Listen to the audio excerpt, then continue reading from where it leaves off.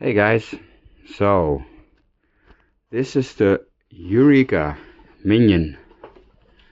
I've completely overhauled the machine and gave it a upgrade so that it actually runs on electricity instead of gas. It's powered via a solid state relay, which is mounted underneath there. It has a manual fill, but also a tap fill on this side, where you can actually empty the boiler or fill it. As you can see, there's still an imprint of the gauge in here.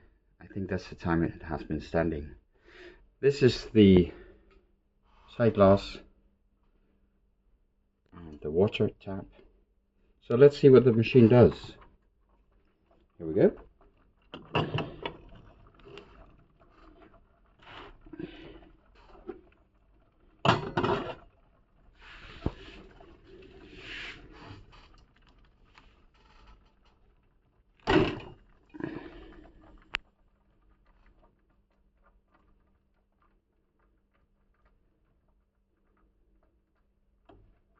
Silence.